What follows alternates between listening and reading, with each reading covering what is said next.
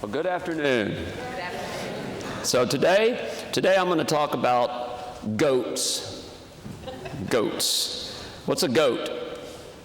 I'm not talking about the farm animal. What's a goat? Greatest, did everybody know that one? Greatest of all time. Greatest of all time.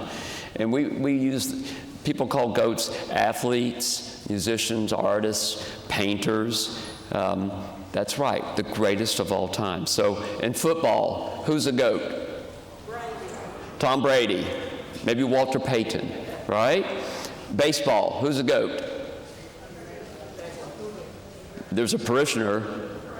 Craig Biggio, you better say him, right? You know, maybe Nolan Ryan, Babe Ruth, Hank Aaron. Basketball, who's a goat? Jordan, right? LeBron, Kobe. Painters, there's goats. There's Monet, there's Rembrandt, there's Van Gogh. Cars, Porsche 911, Bentley GT, Ferrari, F40. You get the picture? All of us consider something or someone to be the greatest of all time in certain categories. And when you think about it, when it comes down to your life, we all want to be great at something, don't we? Don't you aspire to be great at something? I mean, who in here went to college to make C's and D's? Anybody? Well, you might have anyway, but okay. I mean, who wants their children to be just okay? Just okay? So you go to a doctor and you read the review, and the review says, so-so.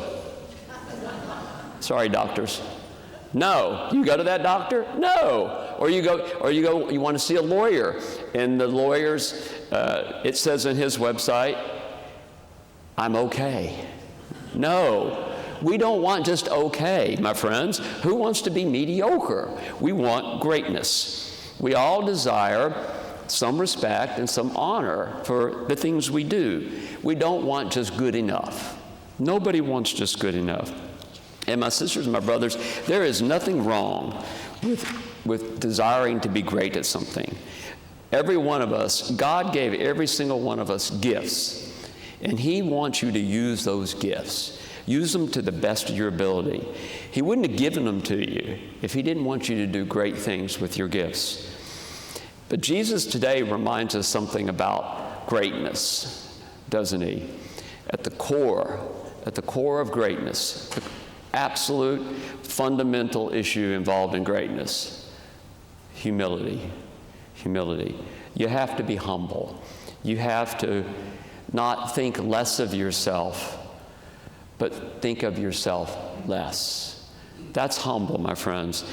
And greatness doesn't come from being a ruler. Greatness doesn't come from being a star. Greatness comes when we humbly serve each other. That's greatness, my friends. It comes from putting aside your plans and doing things for other people. Think of it this way. Think of the Bradys and the Jordans of the world, all these goats. When do you ever hear about the people who got them there? Coaches, trainers, parents, friends, colleagues, teammates. Think about it. These people did not become the greatest of all time in their sport or in their whatever activity without the support and service of others. That's what I want us to think of, my friend. That is our message today, is that we aspire to be great at something in life. But to be great means you serve people. And that is a question to consider for yourself today. Are you living to be served, or are you living to serve? That is what Jesus is telling us today. We are called to live a life of service for other people. And when you think about service, there's three characteristics of service that came to mind for me. One is sacrifice, two is commitment, and three is being essential. Let's start with sacrifice. Think about it. Service takes effort. It's not always comfortable. It's not always on our timetable. Service means putting aside yourself for somebody else. That's sacrifice right there, my friends. He put aside being God for 30-some plus years to become like us, to become a man. He understands what sacrifice is. But his followers followed him because he humbly helped other people. He did things that other people wouldn't do. He served the poor. He touched the lepers. He touched the lame. He touched people that no one else would touch. Service requires sacrifice, my friends. It requires us to do things for other people without expecting anything in return. And the second thing about service is commitment. When you serve, you have to finish. You don't do it half. No one wants a servant who only does half of the job and then leaves. A servant must be committed. A servant must see the job to be done and do it timely. Be trustworthy, be dependable. If it's not noticed, we do plenty of things for people in our life that they don't notice or maybe they don't appreciate. It's okay. It's all right. You know who noticed? God did. And that's really all that matters, my friends. The third part of service is it is so essential. And what do I mean by that? It means that service doesn't have to be big. You don't have to have it on ABC 13 that you did something for someone. No, service can be as simple acts of love. Simple. Don't think that God expects you to be the next Pope Leo or to be the next LeBron James or whatever. He just wants you to do things with love. Little things. No small service to God, my friends, because when we act in these ways, we become more like Him, don't we? Washing feet, again, doing things that no one else will do. Service requires that we do the little and the small. So when you think about, I want you to think about service in your life. Greatness really does come from serving other people. There's a true story. Francis Peter Diver, never heard of him, I bet. Born in Chicago, 1908, Irish Catholic family, south side of Chicago. Everybody called him Uncle. That was his name, was Uncle, because all he did was take care of nieces and nephews. That's what he loved to do. And so right after World War II, his sister had 5 young children. She got tuberculosis. She died. She died in his back room of his house. And so the father of the children, they approached him and said, we've got these 5 little kids. What do you want us to do? You know what he said? Put them in an orphanage. This is 1946. Put them in an orphanage. He left. He took off, abandoned the family. So what did Uncle do? Did Uncle put them in an orphanage? No. Uncle took them in. Uncle had to work multiple jobs.